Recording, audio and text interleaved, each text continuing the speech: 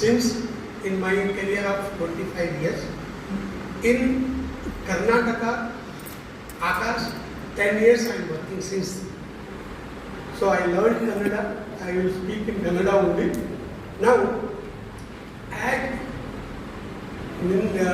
day before yesterday, JEE result came and 10th and PU results came. So for that we want to have a discussion on this. ಈಗ JEE ಎಕ್ಸಾಮ್ನಲ್ಲಿ phase 2 release ಮಾಡಿದ ಮೇಲೆ ನೋಡಬೇಕಂದ್ರೆ all ಇಂಡಿಯಾದಲ್ಲಿ ನಮ್ಮ ಸಂಸ್ಥೆಗೆ below 100 ranks 8 ranks ಇದೆ and below 236 ranks ಇದೆ. ಬಟ್ ಬೇಸಿಕಲಿ ನಾವು ಕರ್ನಾಟಕದಲ್ಲಿ ಇದೆ.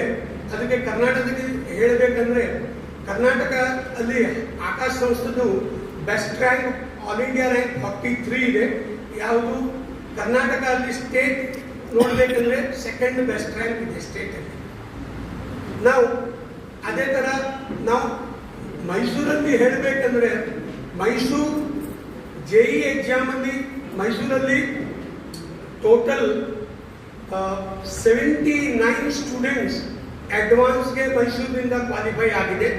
ಅದು ಬೆಸ್ಟ್ ರಿಸಲ್ಟ್ ನಾನು ಹೇಳಬೇಕಂದ್ರೆ ಅದು ಬಿಟ್ಟಿದೆ 24 ಸ್ಟೂಡೆಂಟ್ಸು 93% ಮೇಲೆ ತಗೊಂಡಿದ್ರು ಆ್ಯಂಡ್ ಹೈಯೆಸ್ಟ್ ಅಂದರೆ 99.72 ಸ್ಟೂಡೆಂಟು ಮೈಸೂರಲ್ಲಿ ಹೈಯೆಸ್ಟ್ ರ್ಯಾಂಕ್. ಅದು JEE ಬಗ್ಗೆ ಮಾತಾಡಬೇಕಂದ್ರೆ JEE ಬಗ್ಗೆ ಕಂಪ್ಲೀಟ್ ಕರ್ನಾಟಕ ಅಲ್ಲಿ ತುಂಬ ಚೆನ್ನಾಗಿ ರಿಸಲ್ಟ್ ಬಂದು ಈ ವರ್ಷ.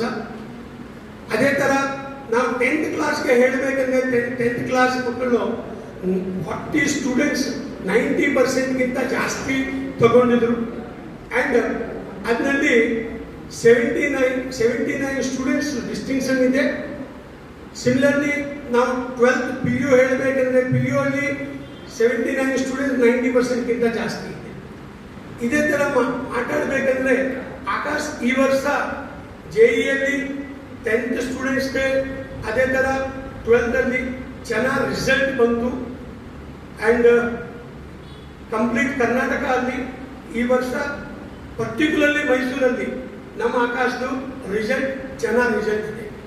Thanks to students, they work discipline.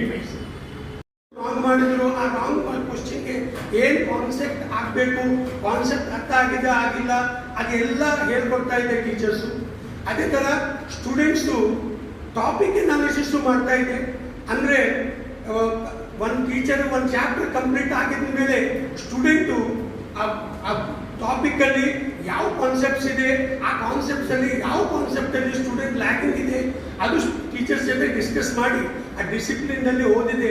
ಅದಕ್ಕೆ ಇಷ್ಟು ಚೆನ್ನಾಗಿ ರಿಸಲ್ಟ್ ಬಂದಿದೆ ಅಲ್ಲಿ ನಾನು ಹೇಳ್ತೀನಿ.